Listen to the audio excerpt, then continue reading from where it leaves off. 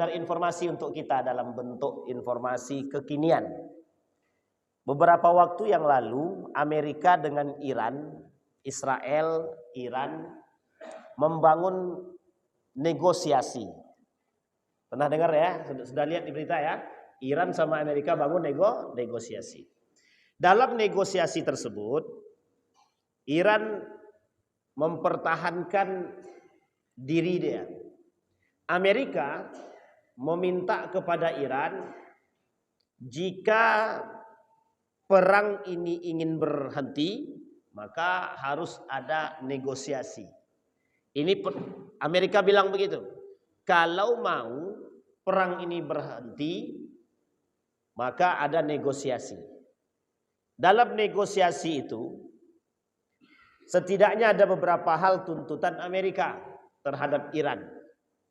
Tuntutan pertama, Amerika meminta Iran memberikan uranium kepada mereka. Yang kedua, agar Iran membuka Selat Hormuz seluas-luasnya.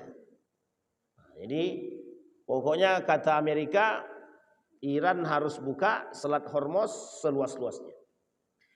Sebelum saya panjang lebar tentang tuntutan itu, saya sampaikan dulu.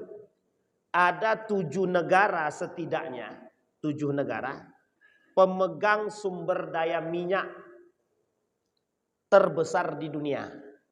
Nomor 1 itu adalah Venezuela. Kan sudah ditangkap tuh presidennya. Ditangkap sama Donald Trump. Yang kedua, Arab Saudi. Yang ketiga, Iran. Yang keempat, Uni Emirat Arab. Yang kelima, yang 5, 6 ini saya agak lupa, tapi yang jelas Rusia. Yang kelima itu Rusia. Siapa? Indonesia tidak masuk. 6, 7-nya saya lupa, tapi di antara 7 negara ini yang sudah ditaklukkan oleh Amerika ada 5. Selain 2 negara. 2 negara ini mana? Iran, Rusia. Jadi Bapak Ibu, di dalam hadis baginda Nabi Muhammad sallallahu alaihi wasallam, "Yadhhar ma'dinun fi ardi Bani Sulaiman, yuqalu lahu Fir'aun au Fir'ani. Yakhruju ilaihi syirarun nas au yuhsyaru ilaihi syirarun nas." Akan keluar dari perut bumi itu harta-harta simpanan. Ini bukan korun ya. Harta-harta simpanan akan keluar dari perut bumi. Di bumi Sulaiman, Bani Sulaiman atau Bani Sulaim yang disebut Fir'aun atau Fir'an. Ia akan didatangi oleh orang-orang yang paling jahat. Nah, ini hadis ini menunjukkan bahwa munculnya negara-negara yang ingin menguasai setiap bumi-bumi Arab yang memiliki sumber daya minyak.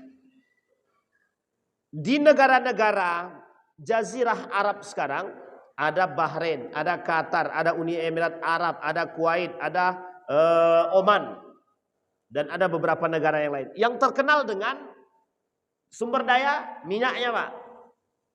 Dan itu menjadi negara kaya. Setelah ditemukan minyak, menjadi negara kaya. Dan ternyata hadis Nabi betul. Setelah orang mengetahui negara tersebut memiliki sumber daya minyak, maka orang berbondong-bondong. Termasuklah negara yang ingin menguasai. Nah, itulah sebutlah namanya adalah Amerika. Di antara 7 negara tadi 2 yang belum dikuasai, Iran dan Rusia. Di antara 7 negara ini dengan nilai minyak yang baik, gitu ya, yang paling baik di antara semua minyak yang ada dimiliki oleh 7 negara ini, yang nilainya terbaik itu hanya dimiliki oleh Iran. Jadi dari sini Bapak Ibu bisa mengerti ya, mengapa Amerika ngotot pengen menguasai Iran. Amerika pengen ngotot ingin menguasai Iran. Nah, yang ketiga tuntutan Amerika tadi, Amerika minta Iran ini pengelolaan Selat Hormuz itu dikelola bersama. Tidak dikelola oleh Iran saja. Bisa dipahami Bapak Ibu ya. Jadi Selat Hormuz ini tidak boleh dikuasai oleh Iran. Harus dikuasai oleh bersama. Pertanyaannya. Kira-kira kalau Bapak Ibu selaku negara yang cukup punya kekuatan, jawaban terhadap Amerika tadi apa atas tuntutan Amerika tadi? Masa bodoh. Ya kan? Ngapain kita tunduk? Kan begitulah bahasa kita. Dalam satu sisi, Iran ini cukup lama di embargo. Dari dulu Iran ini memang konco arek. Konco arek itu bahasa gaulnya apa ya? Sahabat karib dengan Amerika Pak. Sebelum 1978 kurang lebih itu Iran ini kerjasamanya baik Pak dengan Amerika. Sebutlah dia Reza Pahlavi. Lah ini konco arek. Maka keadaan negara ketika itu, negara Iran ini, itu semuanya adopsinya Eropa semua. Karena keinginan Reza Pahlavi itu begitu dia. Dan mereka bergandeng tangan Pak dengan Amerika itu, Reza Pahlavi itu. Semuanya Amerika. Kalau bahasa gaulnya fans beratnya Amerika lah. Reza Pahlavi itu. Jadi semuanya harus Amerika. Nah lambang negara Iran ketika itu ada singanya. Tahu ya ada singa ya? Lambang negaranya dengan benderanya itu di tengah-tengahnya ada singanya. Pada saat itu sebelum naik Ayatullah Khomeini. Jadi sebelum naik Ayatullah Khomeini itu lambang benderanya itu di tengah-tengahnya warnanya sama, modelnya sama, hanya saja di tengah-tengahnya itu lambangnya singa sebelum naiknya Ayatullah Khomeini. Sekarang perhatikan lambang Iran tadi. Di tengah-tengah itu apa lambangnya? Allah. Oke, ini kita tidak sedang memuji Iran, tidak sedang memposisikan pendukung Iran yang tinggi, bukan. Tapi kita sedang mengajak Bapak Ibu melihat sisi pertempuran yang terjadi antara Iran dengan Amerika. Nanti dampaknya apa kepada kita dan bagaimana pandangan Nabi dalam hadisnya tentang hal tersebut. Oke Bapak Ibu ya, itu baru kita lihat. Maka Bapak Ibu sekalian yang berbahagia, ketika Amerika melakukan negosiasi yang tadi dengan tuntutan yang seperti itu secara akal sehat, bodoh sekali kalau Iran ingin melepaskan negaranya dengan kekuatan yang dia miliki, dengan sumber minyak yang terbaik. Otomatis kalau kita berpikir dengan akal sehat tidak mungkin kita berikan, betul ya? Tapi kata Iran, baik, dengan catatan mereka harus mengabulkan tuntutan kami, kata Iran. Satu tuntutannya, mengganti semua biaya-biaya perperangan yang pernah terjadi selama ini. Dituntut habis-habisan. Saya lupa jumlahnya Pak. Itu sekitar, pokoknya banyak lah. Berapa ribu dolar itu. Mungkin lebih dari triliunan itu Pak. Pokoknya tuntutannya berat. Satu. Yang kedua, membiayai segala negara-negara yang sudah dihabisi oleh Amerika. Menjamin kemerdekaan baik itu negara yang ada di Syam, baik itu Palestina, Gazanya, Libanon, Syria dan lain sebagainya. Itu tuntutan daripada Iran. Yang ketiga, pengelolaan penuh terhadap Selat Hormuz hanya dari Iran. Yang keempat, membayar setiap persoalan minyak yang lewat itu siapapun harus bayar. Itu kata Iran. Yang kelima, pokoknya banyak Pak tuntutannya itu. Ada sekitar 7 lebih itu tuntutannya. 10 tuntutan. Ada 10 tuntutan yang diminta oleh Iran itu. Bapak Ibu bisa bayangkan kira-kira Amerika menjawab nggak itu? Dan meminta PBB memberikan sanksi yang berat kepada Israel. Nah ada satu tuntutan Amerika yang mereka harapkan kepada Israel, kepada Iran itu.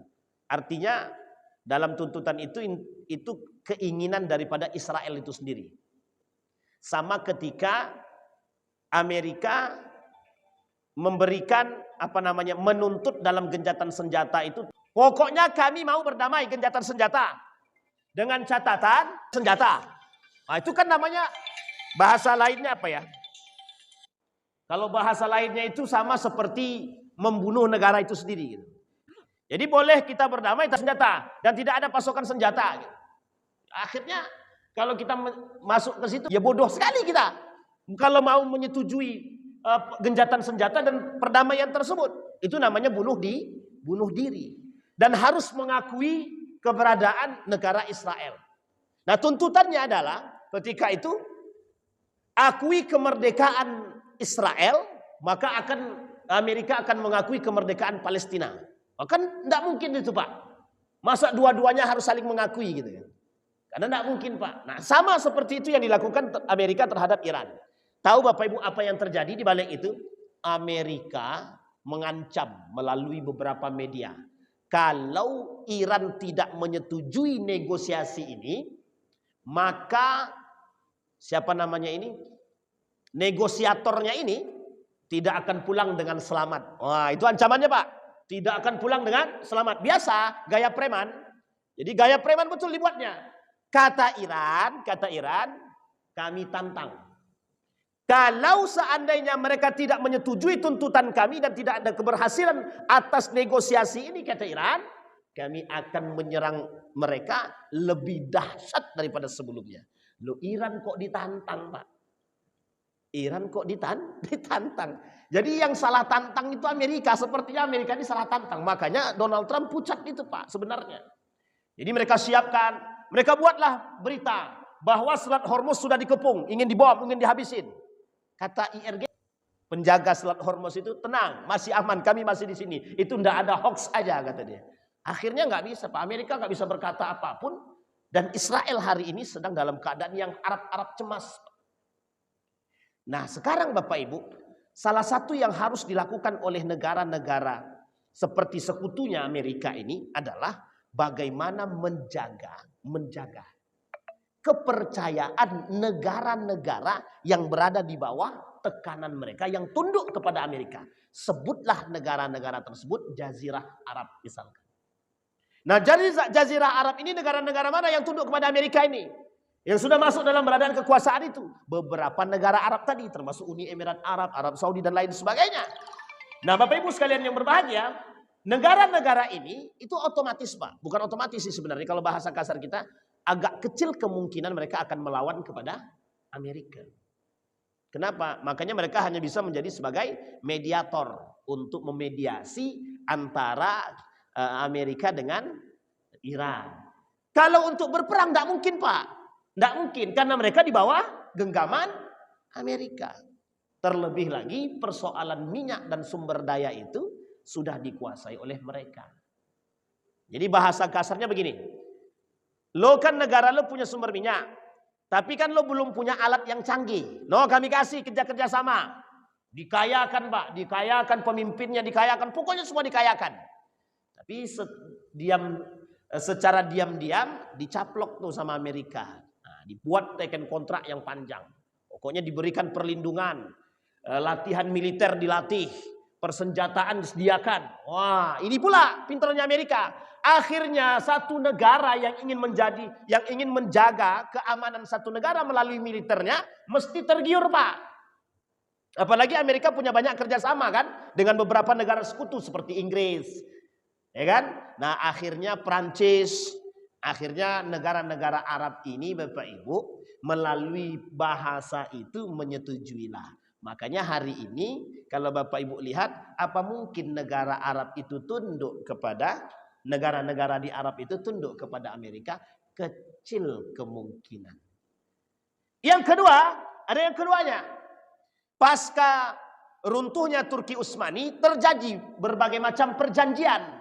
Salah satu di antaranya deklarasi Balfour. Kalau bahasa gaul saya begini, perjanjian pengkhianatan. Jadi terjadilah perjanjian pengkhianatan untuk meruntuhkan Turki Utsmani. Negara-negara Arab, bukan negara Arab waktu itu belum ada ya. Yang jelas beberapa para pemimpin-pemimpin yang berdarah Arab itu negaranya belum ada. Tapi negara-negara, orang-orang yang berdarah Arab ini, terkhusus dari belahan Hijaz itu, bekerja sama dengan Inggris. Kerjasamanya dengan siapa? Inggris. Untuk meruntuhkan Turki Utsmani. Setelah Turki Utsmani runtuh, ternyata, ada ternyatanya, Inggris berkhianat. Akhirnya Sharif Hussein Ada seorang gubernur Hijaz pada masa dinasti Turki Utsmani ketika itu memberontak kepada Turki Utsmani dengan perjanjian untuk mendapatkan tempat sebagai penguasaan penuh atas Hijaz. Hijaz ini Mekah dan Madinah dan sekitarnya. Karena di situ sumber dayanya nampak. Kalau orang pergi haji kan jelas bayarannya Pak. Tahu duitnya nampak Pak, sumbernya tahu. Oleh Inggris, kata Inggris, siap. Pokoknya kalau Turki Utsmani kalah, ini bahasa kita ya. Kalau Turki Utsmani kalah, penguasaan Hijaz, Mekah, Madinah seutuhnya kami berikan kepadamu. Katanya. Wah, tergiurlah kawan nih Pak. Akhir terjadilah pengkhianatan. Akhirnya Turki Utsmani runtuh. Uniknya Inggris berkhianat kepada Syarif Hussein. Apa pengkhianatan yang dilakukan oleh Inggris? Ternyata Mekah, Madinah, Hijaz ini tidak diberikan kepada Syarif Hussein. Tapi diberikanlah kepada kelompok lain yang bernama Ibnu Saud. Tahu Bapak Ibu Ibnu Saud itu siapa? Pendiri negara Saudi Arabia sekarang. Ada kerjasamanya Ustadz? Ada. Apa kerjasamanya? Karena mereka mendukung Inggris dalam Perang Dunia Pertama. Dan pada akhirnya dimenangkan oleh Inggris. Inggris lebih memilih bekerja sama dengan Ibnu Saud ketimbang Syarif Hussein. Syarif Hussein ini keturunan Nabi. Akhir terjadi dipanggillah Syarif Hussein. Dipindahkanlah Syarif Hussein ke Yordania. Dijadikanlah anaknya raja di sana. Apa kata Syarif Hussein? Kalau aku tahu Inggris ini pengkhianat, aku tidak akan kerjasama. Sama Pak dengan Turki Utsmani. Kalau tahu Syarif Hussein itu pengkhianat, nggak mungkin juga dia akan kasih peluang. Begitulah Pak akhir daripada. Meskipun pada akhirnya Syarif Hussein ini mengakui, merasa berdosa dan bertobat kepada Allah. Kata anaknya, dalam pengakuan anaknya, dia mengakui kesalahannya atas pengkhianatan yang dia lakukan terhadap Turki Utsmani. Jadi Bapak Ibu, ketika kerajaan Islam itu berjaya, pada masa Turki Utsmani itu banyak negara-negara, banyak kerajaan-kerajaan kecil Islam itu berkhianat. Yang diberikan janji-janji manis oleh Inggris untuk berkhianat atau memberontak kepada Turki Utsmani. Ternyata setelah Inggris menang, mereka tidak diberikan apa? Tidak diberikan apa-apa. Yang parahnya lagi, ada yang parahnya lagi. Di sini awal mulanya Pak, awal mulanya di sini. Turki Utsmani runtuh, habis Turki Utsmani, apa yang terjadi? Yang terjadi adalah Inggris memberikan sebidang tanah dan penguasaan Palestina itu kepada kelompok Yahudi. Setelah itu baru negara-negara Arab ini lahir. Makanya 1940-an, lebih kurang 1946 kalau tidak salah, boleh dicek di Google itu, barulah berdiri kerajaan Arab Saudi. Barulah lahir negara-negara yang lain, negara-negara jazirah yang ada di jazirah Arab itu. Kuwait, Qatar, Oman, Bahrain. Ketika itu belum ada minyak, belum ditemukan. Setelah ditemukan minyak, mereka baru merasa adikuasa, merasa berjaya. Pengelolaan minyaknya diberikan langsung dari siapa? Pengelolaan minyaknya, pengolahan minyaknya langsung dari Eropa. Disinilah terjadi hutang budi. Nah, disinilah Bapak Ibu. Maka kalau kita kata, mungkinkah negara Arab itu mereka mendukung Iran atau mohon maaf bertikai dengan Amerika? Bahasa sederhananya kecil kemungkinan. Makanya Bapak Ibu ketika Donald Trump datang ke negara-negara Arab ini, negara Arab itu, negara-negara Arab senang dia, tunduk dia Pak. Makanya apa kata Donald Trump? Terima kasih kepada negara-negara yang sudah mendukung kami, yang berada dalam sekutu kami, kata Donald Trump. Disebutkanlah negara Uni Emirat Arab dan beberapa negara-negara jazirah Arab yang lain. Di luar daripada Turki, Rusia, Cina, Iran, dan beberapa negara yang lain. Yang tidak ikut andil dalam persekutuan bersama dengan Amerika. Tapi setidaknya beberapa negara di jazirah Arab itu sudah masuk dalam pusaran itu. Sampai di sini bisa dipahami Bapak Ibu ya. Nah, persoalan utamanya adalah negara-negara seperti Amerika ini kan dulu dikuasai oleh Inggris, Ustaz. Kenapa kok sekarang dikuasai oleh Amerika? Tidak lepas daripada Perang Dunia Kedua. Ketika Amerika menjadi pemain utama dalam Perang Dunia Kedua, disinilah Amerika mencoba menegosiasikan siapa saja yang masuk dalam urutan barisan dia untuk melakukan perperangan tersebut. Akhirnya dimenangkan oleh Amerika. Disinilah baru terjadi perpindahan tangan dari Inggris ke Amerika. Pertanyaannya adalah, apakah Inggris dan Amerika ini akan bertikai? Kecil kemungkinan. Karena mereka bersekutu dengan baik dari dulu sampai sekarang. Bisa dipahami Bapak-Ibu ya? Jadi mau Inggris, mau Amerika sama.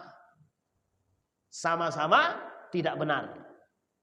Inggris pernah memberikan tempat kepada Yahudi untuk tinggal di Palestina. Begitu juga Amerika dibangun, Yahudi yang memperkuat, mereka sangat suka bahwa Israel ini memiliki tempat di Palestina. Termasuk negara yang mendukung untuk berdirinya negara Yahudi adalah Yahudi Amerika. Jadi Yahudi inilah yang mendanai semuanya, Pak. Yahudi ini yang mendanai semuanya. Semuanya Yahudi. Oke, kalau ada orang bertanya, oh Iran sama Amerika itu dulu bersahabat loh. Ya dulu. Sebelum 1977 kalau saya tak salah. Pasca naik Ayatullah Khomeini dari revolusi Iran tadi berubah menjadi Republik Islam Iran. Itu naik Ayatullah Khomeini. Semenjak saat itu Amerika dengan Iran tidak lagi bersahabat. Akhirnya apa yang dilakukan oleh Amerika? Semenjak saat itu Amerika memberikan sanksi kepada Iran. Ada sekitar 3.000 sanksi embargo ekonomi yang diberikan oleh Amerika kepada Iran. Uniknya Pak, hasil daripada embargo melahirkan orang-orang yang punya prinsip. Kita yang menikmati hidup nggak punya keberanian, justru ikut tunduk terhadap Amerika. Na'udzubillahi tsumma na'udzubillah. Nah, kembali kepada poin tadi. Maka Bapak Ibu, sebelum Ayatullah ini dibom, mati, meninggal, Ayatullah ini, dalam pidatonya selama 12 menit, Ayatullah menyampaikan beberapa pesan penting. 6 menit pertama, Ayatullah menyampaikan mengapa harus melawan Amerika itu. 1, yang membunuh orang tuanya. Jadi Amerika ini yang membunuh orang tuanya Ayatullah Khomeini. Yang kedua, yang ikut merusak Islam dan beberapa negara-negara yang ada di Syam seperti Palestina, Yordania, Libanon dan lain sebagainya, Syria, itu tidak lepas daripada campur tangan Amerika. Maka dari sekian banyak yang dia sampaikan selama 6 menit tersebut, dia mengatakan bahwa Amerika ini penjahat. Seperti yang dikatakan oleh Nabi tadi, akan datang negara-negara yang mereka adalah penjahat, ingin menguasaimu karena Anda punya sumber minyak. Ternyata yang dimaksud oleh Nabi siapa? Amerika dan Israel dan beberapa negara yang ingin berkuasa atas tersebut. Nah, jadi Bapak Ibu sekalian yang berbahagia, nah itulah alasan mengapa Ayatullah Khomeini tetap ingin memerangi Amerika. Satu diantaranya adalah membunuh ayahnya, kemudian telah mengembargo sebegitu lamanya 40 tahun lebih, kemudian sudah banyak umat muslim yang dibasmi oleh mereka, termasuk baik itu yang di Syria, Libanon dan lain sebagainya. Sampai hari ini Pak, itu yang wafat, yang tewas, yang syahid mungkin di sisi Allah itu di Libanon itu sudah lebih dari 100 ribuan. Bayangkan itu. Libanon itu baru-baru ini. Akhirnya sekarang ini Amerika tidak lagi menyasar Palestina saja, Gaza saja. Bisa jadi satu saat, na'udzubillah tsumma na'udzubillah, bisa jadi satu saat mereka juga akan menyerang kita. Sampai di sini bisa dipahami ya Bapak Ibu ya. Begitulah Ustadz, ini perang apa sebenarnya? Ini tajam sebenarnya Pak. Memang begitu. Nah, kita poinkan dulu. Itulah tuntutan. Oleh Amerika dalam tuntutan negosiasi tersebut, mereka tidak mau. Kata Israel, jangan, pokoknya tekan mereka, minta mereka harus menyetujui permintaan kita saja. Kan maunya menang sendiri Israel itu. Nah, kan itulah Donald, ya itulah Donald itu kan. Jadi Pak Donald ini hanya mau disetir oleh Netanyahu. Kalau bahasa yang lain sebut apa namanya? Nah itulah Netanyahu lah pokoknya. Jadi memang kelihatan bahwa Pak Donald ini memang disetir. Nah di dalam negosiasi tersebut yang memang diharapkan oleh Amerika itu sebenarnya tidak banyak. Memang mereka hanya menjadi penyambung lidah daripada kepentingan Israel. Makanya Bapak Ibu, Iran tidak gentar dia. Kenapa Iran tidak gentar? Satu, di sebelum wafatnya Ali Khomeini tersebut, dia pernah katakan, kami kalau masih tetap ngotot pengen perang, nggak apa-apa. Nanti kami keluarkan senjata andalan. Disinilah Amerika takut Pak. Malam itu juga Bapak Ibu, malam itu juga, itu Donald Trump sebelum wafatnya Ayatullah itu, Donald Trump malam itu juga berkumpul Pak, berkumpul dengan parlemen-parlemen dia, orang-orang pentingnya itu, bagaimana caranya membunuh Ayatullah. Kalau tidak diambil alih, kalau sempat kita perangi, jadi kalau kita berperang, turjun langsung ke Iran, maka bisa dipastikan ribuan tentara Amerika akan mati. Jadi Amerika mikir juga ini Pak, mikir. Kalau masalah rudal, apakah benar Iran punya rudal? Lah kok kemarin katanya sudah dibom oleh Amerika, tapi kok masih ada? Dan itu ternyata berkali-kali disampaikan oleh Ayatullah Pak, sebelum dia wafat itu. Dan itu menjadi ketakutan bagi Amerika. Nah, disinilah Bapak Ibu, Amerika memunculkan satu hal yang mereka inginkan adalah negosiasi. Sebenarnya Bapak Ibu, Amerika dan Israel ini sudah Arab cemas, sudah sangat khawatir. Tekanan psikologinya Donald Trump ini kencang, tinggi. Bapak Ibu tahu di Amerika itu hari ini di Amerika itu banyak sekali demo bahwa meminta Trump menghentikan. Pokoknya apapun alasannya berhenti. Karena mereka tahu nih Pak, kata Iran bilang begini. Ini kalau seandainya di akhir kemarin ini, setelah selesai negosiasi tidak menemukan titik, Iran mulai ingin menyasarkan rudalnya ini bukan hanya lagi ke Israel, tapi ingin masuk ke Amerika. Jadi kalau sudah masuk ke situ, kira-kira berapa banyak manusia yang akan mati di situ? Banyak Pak, bukan hanya Donald Trump saja, bukan hanya petinggi-petinggi saja, militer saja, tapi sudah menyasar kepada warga sipil. Apa kata Iran? Kami tidak mau tahu dan no comment. Anda lawan, kami lawan. Anda ajak perang, kami lawan. Karena pembuka perangnya bukan Iran, Pak. Pembuka perangnya adalah Amerika. Maka mereka mengatakan harapan Amerika ketika itu, terbunuhnya Ali Khomeini itu, maka Iran melemah. Ternyata justru melahirkan pemimpin-pemimpin yang lain yang mereka katakan lebih baik kami mati daripada harus mengalah. Jadi Bapak Ibu, inilah kondisi kita sekarang, bahwa memang Amerika ini egonya kan tinggi sebagai pemegang kekuasaan. Nah, maka terjadilah sekarang ini Bapak Ibu, unik Bapak Ibu, ada uniknya sekarang itu. Jadi Selat Hormuz itu ditutup, diblok. Amerika, negara-negara manapun yang melintasi itu akan diserang oleh Amerika. Ketika Cina lewat, Amerika nggak berani Pak. Jadi ketika Cina lewat dibiarin Pak. Ketika Cina melewati Selat Hormuz itu dibiarin. Kenapa dibiarin? Karena kalau sempat disenggol, Cina ikut campur perang, Amerika makin hancur Pak. Dan apa yang terjadi baru-baru ini beberapa hari yang lalu, Cina dan Rusia membuka peluang jika masih terus nekat ingin perang, maka besar kemungkinan Cina dan Rusia akan membantu Iran. Meskipun terlepas daripada persoalan mereka mau seperti apa, tapi kan mereka juga pengen menjadi pemain kan. Nah, artinya mencari keuntungan di balik perang itu kan penting juga kata Cina dan Rusia kan begitu Pak. Nggak mungkin kami diam-diam saja kan begitu. Tapi setidaknya begitu. Nah Bapak Ibu sekalian yang berbahagia, kita perhatikan. Apakah, nah sekarang kita lihat Pak dari sisi yang lain. Apakah keadaan seperti ini tidak pernah disampaikan oleh Nabi? Apakah hal-hal seperti ini tidak pernah terjadi di dalam dunia Islam?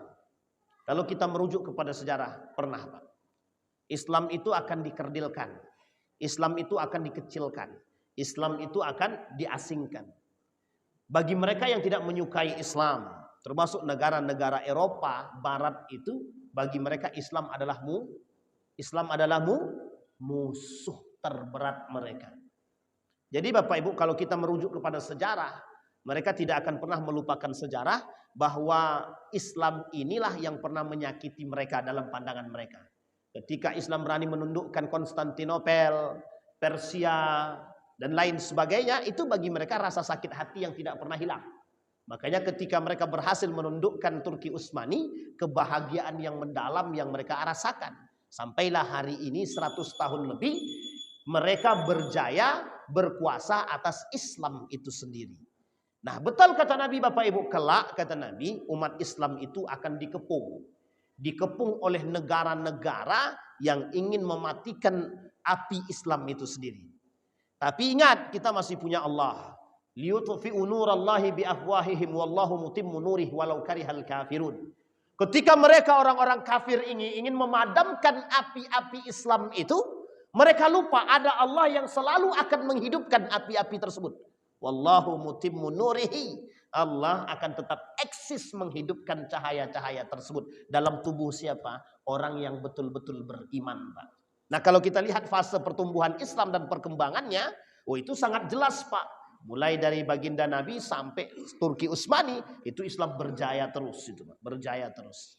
Nah, lepas Turki Utsmani runtuhlah Islam, pastilah Islam itu akan bangkit kembali, Pak. Walillahil izzah. Bagi Allah itu adalah kemuliaan. Dan kemuliaan-kemuliaan itu akan Allah berikan kepada siapa? Orang yang memuliakan Allah.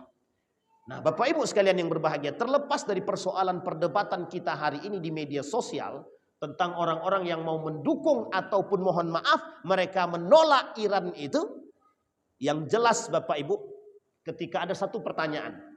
Tadi saya baca begini, saya dengarkan videonya begini. Ketika di Aljazair, kalau saya tidak salah di Aljazair itu, atau di mana saya lupa, pokoknya berbahasa Arab. Dalam wawancara tersebut ditanyakan tentang persoalan mengapa mereka menyerang Amerika. Mereka jawab, ini pertanyaan macam apa? Pertanyaan macam apa? Mengapa kalian tidak bertanya kemana negara-negara Arab? Mengapa mereka tidak membantu kami? Mengapa mereka tidak membantu Gaza, Palestina, Libanon, Syria? Mana negara-negara Arab? Kenapa kalian bertanya tentang kami? Kenapa kalian tidak bertanya kemana orang-orang itu?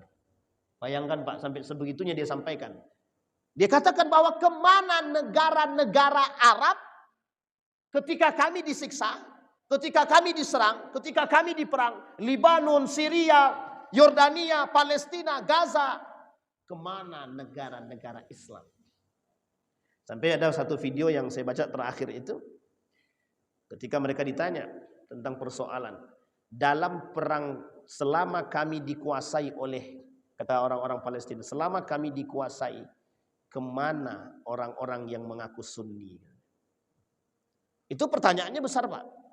Pertanyaan, kemana orang-orang yang mengaku Sunni? Pertanyaannya yang sampai saat ini, adakah negara-negara yang mengakui Sunni yang berperang dengan Amerika selain daripada Yaman dan Turki? Hampir tidak ada Pak. Hampir tidak ada. Negara yang ikut andil membantu selain daripada Iran tersebut ada 2 negara. Turki, satu lagi Pak, Yaman. Yaman tak memiliki kekuatan apapun. Ketika Yaman ini hanya bisa mendoakan, kekuatannya tidak sekuat negara-negara yang lain, apalagi Turki. Turki memiliki kekuatan. Turki kemudian mengancam. Sampai hari ini Turki sudah memblokir Israel. Penduduk-penduduk Israel, Yahudi sudah diusir.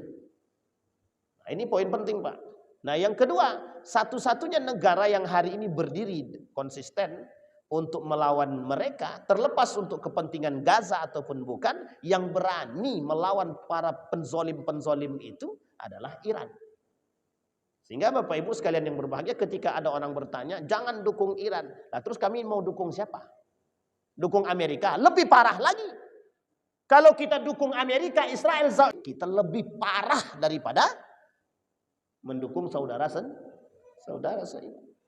Makanya sekarang Bapak Ibu di beberapa negara itu, termasuk di negara-negara Jazirah Arab itu, para ulamanya sedang berdebat, Pak.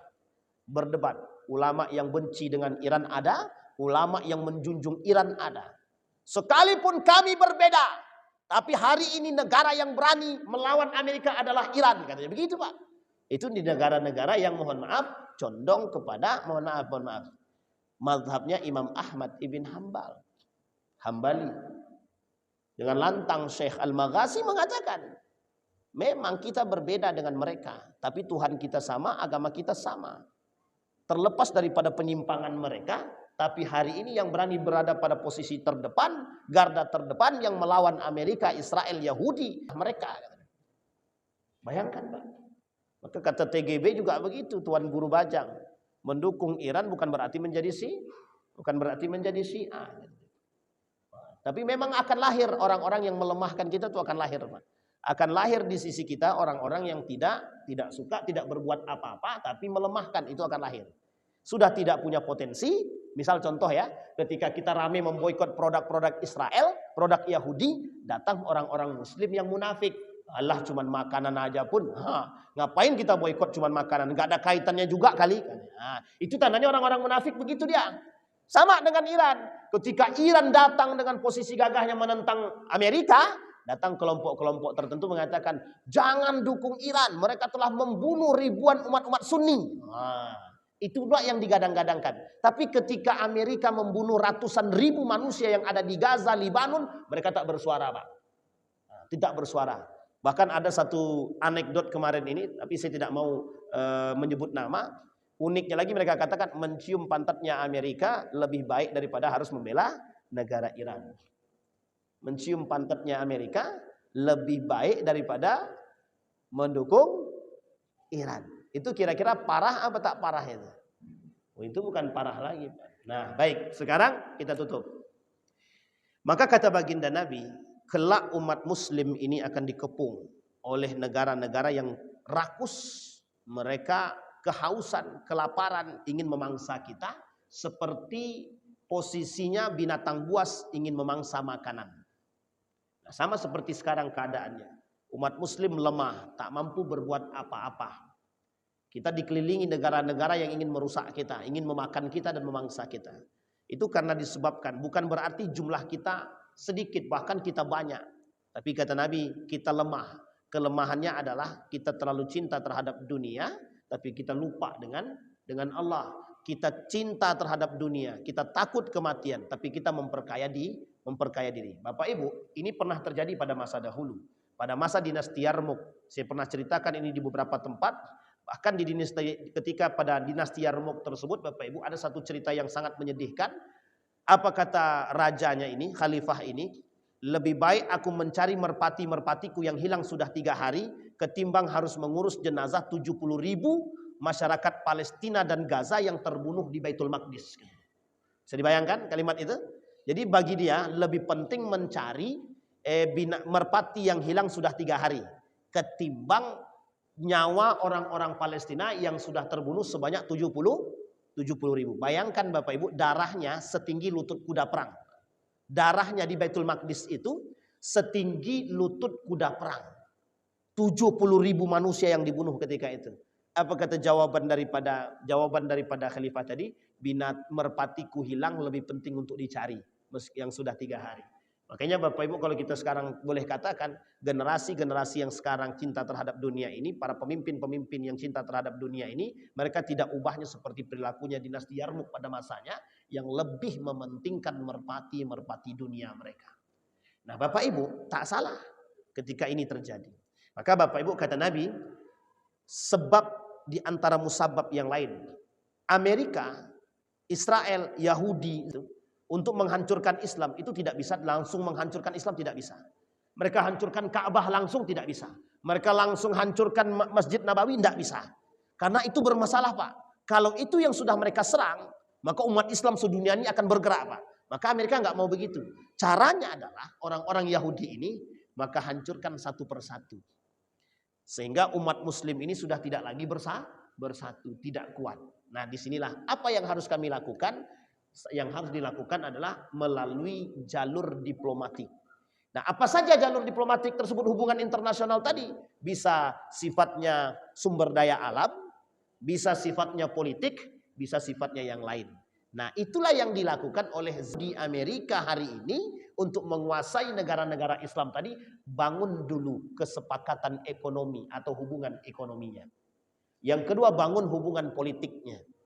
Nah, kalau ini sudah terbangun, sudah ada chemistry-nya, bantu dia, bantu. Apapun kekurangan dia, bantu. Sehingga terjadilah istilah hutang budi. Dan dijebaklah dengan, mohon maaf, pinjaman-pinjaman. Makanya kalau kita boleh mengatakan, ini mohon maaf bahasanya agak cukup sedikit kurang-kurang baik. Kalau bahasa lainnya adalah sapi perahnya Amerika itu adalah negara-negara Arab. Bisa dipahami ya Bapak Ibu ya? Kalau dia tak punya duit, dia datang, bro, minta duit bro. Ada tak ada duit, kasih. Makanya Bapak Ibu kita sekarang ini sedih kita dengan negara-negara Arab itu. Maka pertanyaannya kembali kepada judul kita, mengapa negara Arab itu tunduk? Jawabannya yang tadi Bapak Ibu. Nah Bapak Ibu sekalian yang berbahagia, ketidakkonsistenannya kita terhadap agama kita, ketidakkuatan kita berpegang teguh dengan nilai-nilai agama, mudah bagi mereka untuk menggoyang kita, sehingga mudah bagi mereka menyimpangkan kita dari agama kita sendiri. Salah satu cara mereka adalah dengan membuat kita cinta terhadap dunia. Maka Bapak Ibu, salah satu sumber masalah ra'su kulli khati'atin, kata Nabi, hubbud dunia, cinta terhadap dunia, ra'su kulli khati'atin. Sebab musabab akar permasalahan terhadap segalanya adalah cinta terhadap dunia. Saya kira itu saja Bapak Ibu, mudah-mudahan bermanfaat.